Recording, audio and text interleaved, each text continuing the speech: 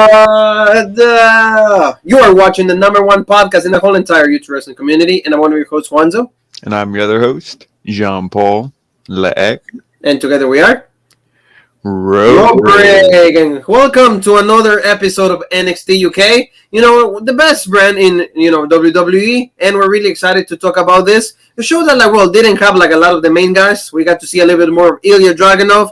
The guy keeps snapping, a really great no DQ match with Gradwell. So we're really excited. It was a good show, and they're still, hyping us up for what's going to be NXT Prelude. How are we doing, Paul?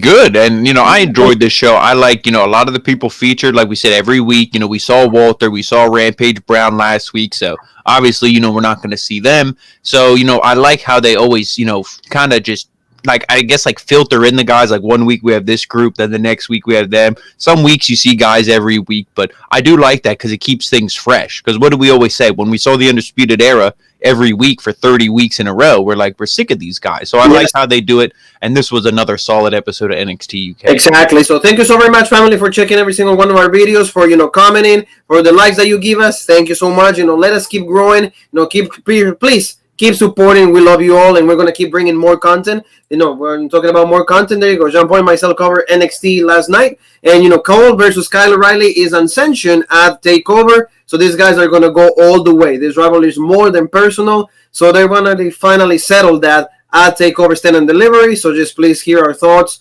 Also, Finn Balor and Karrion Kross. Finn Balor says that, what makes Kross vulnerable is one of those, his emotions. He runs a lot of that. He uses that a lot. So we'll see what happens. Io Shirai and also Raquel Gonzalez. Good content, just check the review. So, Paul, tell me a little bit about AEW Dynamite. Yeah, AEW Dynamite, the Young Bucks, it seems like they're, done with Omega. And, that group is split up. Like he said, I didn't choose AEW. I didn't choose, he said New York, but WWE. He's like, I chose you guys. So now are you guys going to choose me? And they said no. So, who knows what's going on with this? We have so many feuds, so many things going on. Intertwined, like you said. Yeah. Everybody's it's a little confusing to follow if you like to keep the, the continuity and the consistency of all the storylines. A little hard to follow. But, if you just enjoy the high-paced action, the spot fest, it was a pretty good episode. And I really enjoyed the main event match between John Silver and Darby Allin. Great match. Yeah. So John Silver, a small John Silver, but still put out a great show. The meat man, as they call him. The meat man. I love how, what they did, when, they were, countering, the finisher of Darby Allin, the coffin drop, everybody, yeah. So, please, watch with Jean Paul, all of that. So, NXT UK opened up with, the Supernova sessions with Noam Dar. Hey, mate, right there. And he had, Trent Seven, and they start to talk about really cool stuff because it's let's talk about failure. And he goes, oh, yeah, Trent Seven, come out. And he's how do you feel? You came short in your match with Jordan Devlin last week that we also cover. And he mentions, yeah, well, what did you do? What was the training and all of that? And Trent Seven is trying to kind of talking and remember, he was going to sit in that comfy, chair, not a chair, but, in the sofa, yeah. Yeah, in the sofa, and then right away he puts the leg. So Noam Dar is amazing, his heel character is really good. Yeah, I enjoyed this, and he's like, what was your training regimen? Oh, I hiked, I did all this stuff, running up the mountains, changed my diet, and he's like, oh, what, did that take you 5 years to lose all that weight? He's like, no, it took me 2 months. What are you talking about? And he's like, he kept going 5 years, and he's like, what do you mean? He's like, no. He's like, I don't care about you, Trent Seven, all the shit you did. He's like, I've been here for 5 years, and, I was pretty much a day one guy on 205 Live. I was on the Cruiserweight division Monday Night Raw. I wrestled on every single brand in the WWE, and he's pretty much just saying, he's disrespected. He needs his shot, and then he's like, you want to talk about people being here since day one? If it wasn't for me, and this is Trent Seven speaking, you wouldn't even have this brand. Yeah. He's like, I started, with Mustache Mountain, all this stuff. We started NXT UK. He's like, in Blackpool, and then we got this brand going.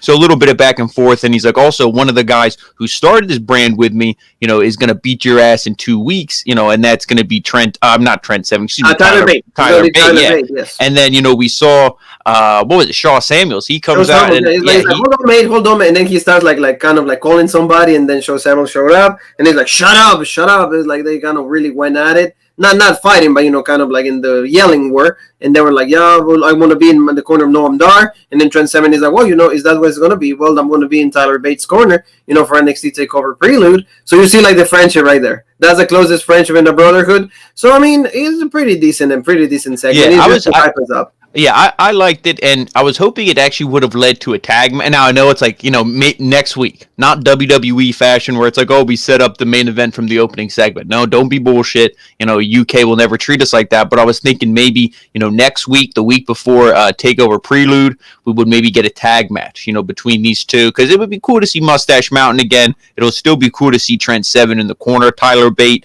But, with all that being said, though, I still think Noam Dar needs to win this match, and he should win it, because we did just see Tyler Bate versus A-Kid. So I'd like to see Noam Dar, but it adds an interesting dynamic to have, each guy have someone in their corner. So it will, and especially remember that it's going to be under Heritage Cup's, rules. Mm-hmm. So that's going to like... And even if this leads to a singles feud for a little bit between Shaw Samuels and Trent Seven, it'll be a good program to get Shaw Samuels. He's with a guy who's a big star in this brand, and it's also something for Trent Seven. So it's not just like, oh yeah, thanks for the match with Jordan Devlin. Now go back to catering. It's like, it's not going to happen like that. Exactly. So let's go with like the next segment, and that is like Joseph Connors and also Ginny, the fashionista, talking to like Sid Scala. Scala's like, yeah, I'm sorry, Ginny, you and Piper Niven are going to be banned from ringside for their match with Joseph Connors against Dark Stars. So like, well, little man, I guess Johnny Saint said that, so it's fine, whatever. So we're going to talk about a little bit about that match. Then, a really nice video package hyping up for this match that is going to main event NXT UK Prelude. Walter against Rampage Brown. Walter's been dominated ever since he came to NXT UK. We got to hear from a lot of people. We got to hear from like William Regal, like Finlay, right there. We got to hear from like all these guys that like are really popular in the UK, saying how good Rampage Brown is, but also like showcasing Walter. So pretty much hyping us up for what it's going to be one of like really great match. But we already mentioned this yesterday. Tarnish because Tommaso Ciampa and Walter are going to be the day before. Yeah, so, and see, the thing with that is it's because of like the way it lines up. I was thinking maybe this was, the fact that they put that match on night one, it softens it's not as bothers me as much anymore, I guess I could say, because it's like, Ciampa's probably going to lose. So then if you want to think, okay, Walter can just teleport or hop, he chops the shit out of Ciampa, immediately hops on a plane and goes back to UK and will wrestle wrestle Rampage Brown. It's like, okay, that's a little bit more believable. Now, obviously, if Ciampa loses, then it's like, what? So I think now this, for all the Ciampa fans, now they're probably pissed because they're like, oh, well, he's not going to win, as in Ciampa, because they weren't saying, oh, well, if Ciampa wins, then it could be Rampage Brown versus Ciampa. There was no hype for that. So it's almost like, oh, okay, well, that means Walter's going to win, which I'm fine with. No, yeah, of course, at least, again, for me, poorly booking from both ends. Oh, yeah. Meaning, NXT UK should have never allowed this.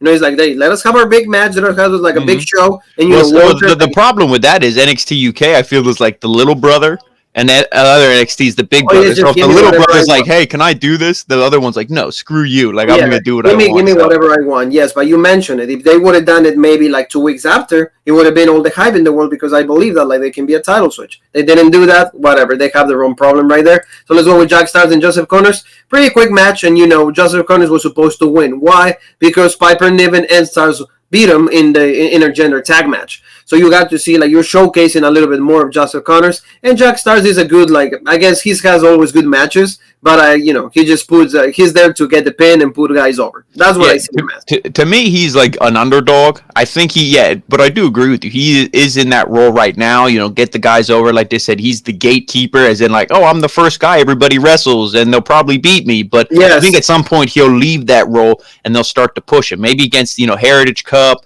cruiserweight, whatever they want to do. I do think he'll have his championship opportunities in the future. He's too good, too talented, and I think he's going to get over with as much as we're seeing him. They're showcasing him a lot, but I am happy Joseph Connors won this. I love that Hangman's neck breaker he does, and he needed to win, I think, more than Jack Stars, because Jack Stars, he's the babyface, he's the underdog. Everybody cheers for the underdog. Everybody cheers for the babyface. Well, not everybody. Most times we like heels a lot on this channel, but sometimes we cheer for the baby faces. But this was a good win for Connors because he needed that.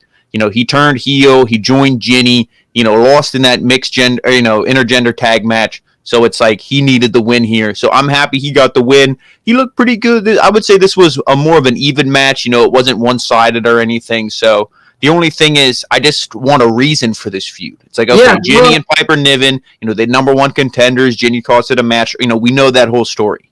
Then she recruits Joseph Connors, and randomly Piper Niven's like, hey, you, come here. You know, Jack Starz. But it's like, okay, I fought your match, you know, whatever. Like, is he dating Piper Niven? You know what I mean? Like, storyline-wise, it's like, what's going on? What is the reason why he keeps doing this? Unless just, you know, to be showcased, you know, and wrestling get better. Friendly, I guess they're attacked now, like you said, because after the match we had to see Piper, and it's like, hey, mate, sorry, buddy, you know, you lost, it's fine. You know, we're like, tomorrow we'll come to the PC, we'll do some, like, drills, we'll be fine, we'll keep training. And then, like you said, like, there you go. Sometimes, didn't we say this with Randy Orton and Alexa Bliss? Sometimes losing is legit. There you go. Add that. You know, that's another moment when I was like, poor. Like, I wish I was Juan. You know, that's the only time in my whole life, in my whole wrestling career, that like I'm gonna want to be just Jack Starz.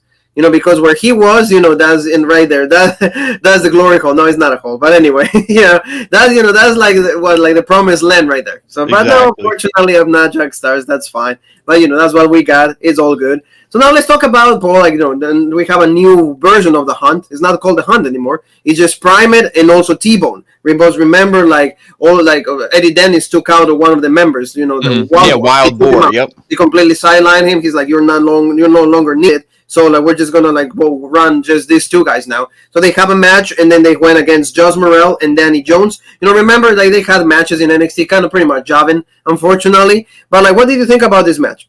I mean, this was good. Again, you know, NXT UK never really just does squash matches. It's never like a Goldberg, you know, like something like that, like a 30-second and done match.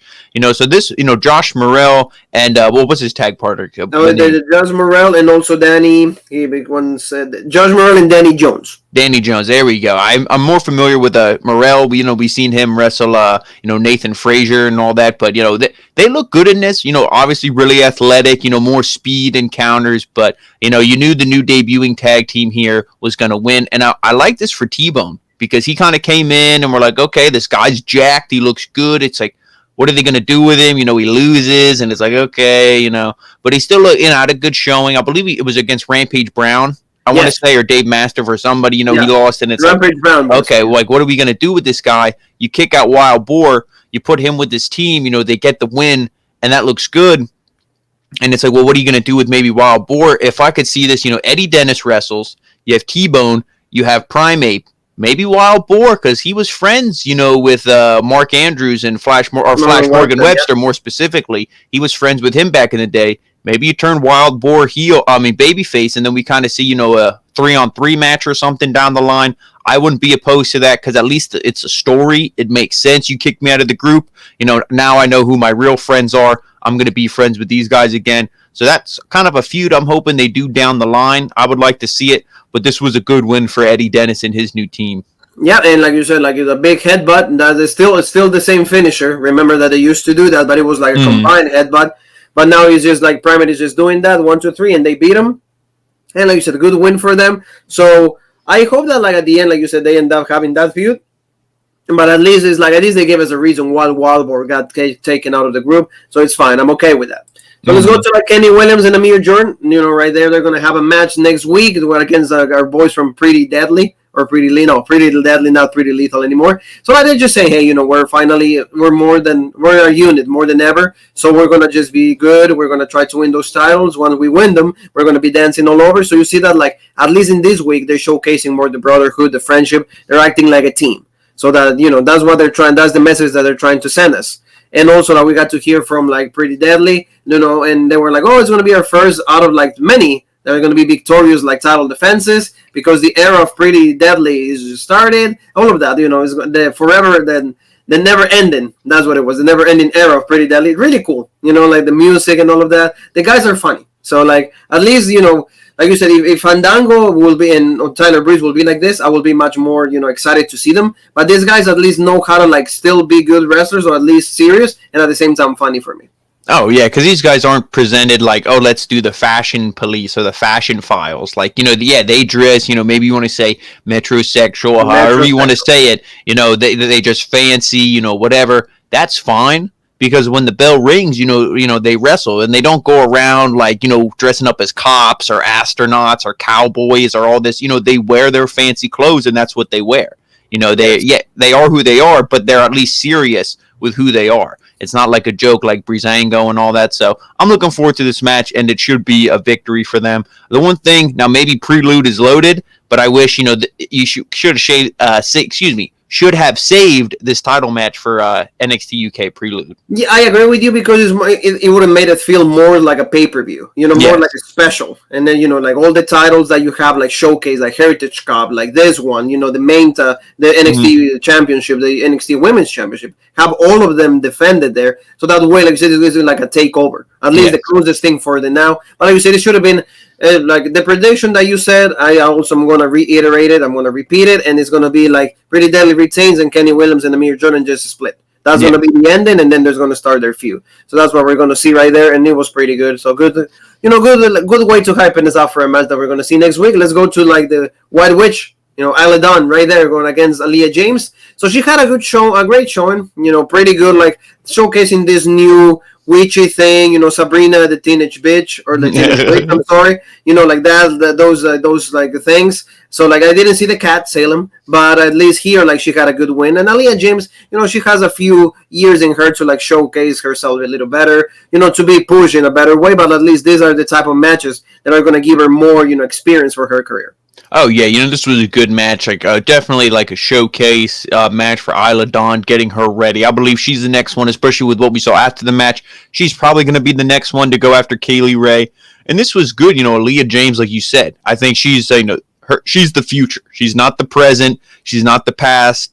But she's the future. She's going to be one who, in a year or so from now, is going to be challenging for that women's title, I believe, because she's really good, talented. I love, just like the soup. There was a spot where she hit Isla Dawn hit like a huge, like almost Saito suplex on her, and then Aaliyah James, she like jumps off the ropes, and very like springboard moves and all this stuff. Really good. She did like a kick, yes. Yeah, like a springboard into a drop kick. Really good stuff, and she's super athletic.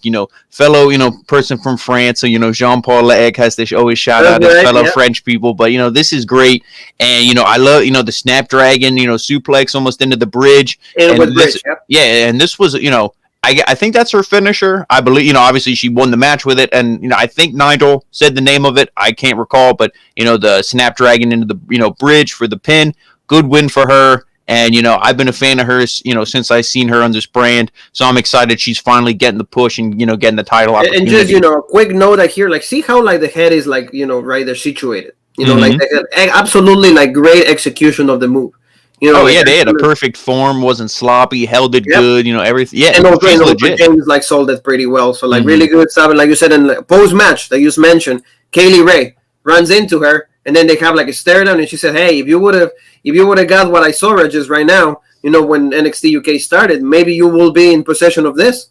So like you see, like and exactly, you just mentioned it. It's going to be the next feud. And then they kind of showed like the weird, like weird like camera cuts and stuff. Again, like they said, she's touching into the supernatural, the spirits, the tarot cards, all this stuff. Kind of like the Karrion Kross, Scarlet, like we mentioned, that kind of. Not like witchy, but I guess witchy. You did call her Sabrina, so we'll go with that. Keep going with that. So the teenage bitch. I mean, I think I maybe see Salem in the back there. Maybe chasing a rat or something. Yeah, but, there you go.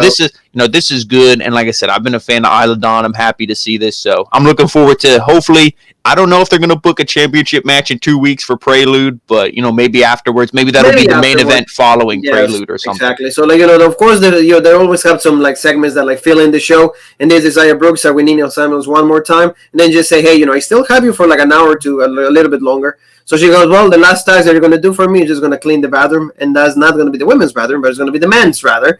And right there, we just see her cleaning, nothing really. I guess finally these two women are out of this rivalry, so they can actually go and start better things for them. Because again, this is a little cheesy. It's fine, we saw the whole story. So maybe I want to see what's going to happen after this. What's going to happen with Isaiah Brookside and Nina Samuels? Are they going to keep feuding? Probably not, and I hope not. So we'll see what they do over there. Yeah, and to make this segment a little funnier, you probably should have smeared some fake shit or mud or something in the toilet and made it like the bathroom really gross. It looked really clean besides just stuff thrown on the floor. Oh yeah. You know what I mean? It was like, that doesn't look like. Have you seen an Arby's bathroom? WWE thing right there. I'm like, okay, but I mean, this is the matches were fine. I like when it was intense. Like, oh, your family's you're beneath me. Brookside's only good to carry my bags, and then they kind of tarnished it a little bit with this. So hopefully this is the end of it, and we'll have to see what is in store for both women. Exactly. So don't forget, family. We'll have like in the next 2 weeks. It's going to be so busy for Raw Break. I hope that all of you can be with us. Please support us. Just tune in. For like NXT UK Prelude in 2 weeks. It's going to be a really great show. A lot of great matches, as you guys seen. Like, they're still hyping it up. So good stuff. And let's go to like the main event, Paul. No disqualification match. Sam Gradwell, Ilja Dragunov. This was a hell of a match. Like you said, Ilja Dragunov sold the hell, like knows how to tell a story with his body, with his gestures. Every single thing that he does makes sense in the ring. Yeah, this every match single time that he yells. I don't know what language it is. I know he's Russian. Maybe he's yelling in Russian or in German. But like really great stuff. And probably Sam Gradwell has his best match on NXT UK that I've seen so far. Oh, yeah, this match was fantastic for me. And a lot of times, we complained, why is this a stipulation? Why is it no DQ? Why is it unsanctioned? Why is it this? Why is it that? This makes sense. Not only did Gradwell say, oh, I can beat you in any stipulation, and he listed them all off, but, all the attacks, all the egging on, all the stuff. When you just do a no DQ for the first match of the feud, it doesn't really make any sense. But, this has been going on for a little bit. Gradwell's getting under his skin, so I don't mind this being a no DQ. And the way that they played it, it was good. Because in the beginning, he beat him with the bell. That was exactly. In the beginning, Dragunov was just trying to fight, trying to wrestle. He took the advantage, and Gradwell just, he every time, let me set up a chair, and then Dragunov would knock him down, and he would look at the chair and just throw it. Like, I don't need weapons to beat this guy. I can beat him legit. I can beat him with my body and wrestling. I'm a wrestler. Exactly.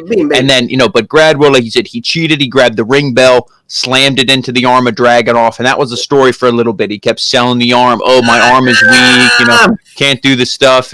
But I mean, this was just good. And then I'm doing the ring post right there also. Yeah, that was good. And then he tries to send him into the ring post, and they get the huge pile of the chairs in the ring and everything. Give and me 1 second for that one. Huge pile of right there. There you go. Yeah, there it is. Yeah, but I like the spot with the steel steps because it's like it was almost like the old adage. Fool me once, shame on you. Fool me twice, shame on me. Gradwell's like, no, come on, mate, don't beat me up. And then Dragunov's like, okay. He's like, okay. So then he doesn't beat him up, and then Gradwell kind of takes him down, takes all advantage. Then it goes back to Dragunov, and that the German suplex is on the outside, legit. And then he goes, to hit him with the steps, and he's like, no, I have a son too, blah blah blah, because he knows Dragunov. He was even not making fun, but mentioning Dragunov's son in the earlier weeks, so that kind of pissed off Dragunov a lot too. So he's like, oh, don't beat me up. I'm a dad. I have a son. Let me. If you do this, I won't be able to take care of my son. Just trying to get sympathy. And then Dragunov again, like I said, fool me once, shame on you. Fool me twice, shame on me. Because then Gradwell got the advantage again. And then slammed him here on the steel steps. Attitude adjustment, yeah. Yep, or and that was driver, whatever. Yeah, and that was good because Dragunov sold it. It wasn't like he just got hit and was like, oh, pop back up, and no, he sold it, and that was a really good spot there as well. Oh yeah, absolutely. And then like you said, like they have like the pile of chairs right there, just ready. And then Ilja drove I guess he wanted to do like a like a spot. It's not a coffin drop. But he wanted to do like a bro. What is it like the broton? He wanted. I would just say like a senton. Like a senton. There you go, broton, like a senton. I'm just like I was thinking about when Matt Riddle does that, but like he missed on that. But like the best part of this match is like this. Because he Gradwell, remember what we mentioned, is what triggers that picture there looks like he's about to spank him. Oh yeah, well, you're right. He's like, and then you've got to put Bang Bros in the back. No, that's when you get pretty deadly. Yes, boy. Yeah. Well, but like the main thing is this is like, remember how they would say, what triggers Ilja Dragunov? What sets him off? And remember, like, he starts chopping. And that was even good because Gradwell catches himself. He's going to chop him, and he's like, you see, he goes from the chop to the fist. He's like, nah, let me punch him instead. Like, I don't want to chop him. But, he punches him in the back, And then Dragunov turns around and then he starts chopping him anyway. So it's like, okay, it don't matter if you chop him in the front or the back. It's the chops that do it. Yeah, and I remember like when he chop, I think he unintentionally ended up chopping. And you remember he's like, "Oh no," like, and then he goes, "So that's what happens. When you see the number of subscribers we have. Thank you. That's for every single one of you. That's legit. But that set him up completely. And then Ilja went off ballistic. He went like completely to this new character that he has, and he beat his ass. He slammed him on the chairs, and he kept doing, those forearms, those punches to the face. The ref calls the match, and I like how he was still laying him in. She's like, "No, it's done," and he kind of calms down. I was thinking, I hope he doesn't just beat the shit out of him even more, and then they switch the ruling. Gradwell wins. Don't give me that. Let Dragunov win this feud. Let him move on. But like you had mentioned, at the start of, talking about this match, definitely the best showing we've seen for Sam Gradwell. He looked good, just with his character, like the slimy heel. He's always, he'll do anything to try to cheat, to get by. Again, bringing up his son, don't beat me, I have a kid. And then he immediately attacks you, all this stuff. And this is a good win for Dragunov because he's another one of the guys where, there's, if you look at the whole landscape of NXT UK, there's lots of really good rising stars on this brand. You have Dragunov, you have A-Kid, you have Tyler Bate, on the heel side, you have Noam Dar. Nathan Fraser also. Nathan Fraser, you have all these guys, who are going to be really, really good. And see, that's the thing. You can get really invested in Dragunov, but you can also get really invested in, like you said, Fraser or whoever, even the main event scene, Walter and Rampage Brown or the women. I'm a huge fan of Mako Satomura, all that. So, and what did we say, months and months ago about, regular NXT? It's such a good show because they give you so many good and unique storylines. We don't have that anymore in UK. I mean, excuse me, on NXT, but we have it here. But we have it here on NXT UK. Yeah. So that's why this is my favorite show. Why is it easy to book? Because 1 hour.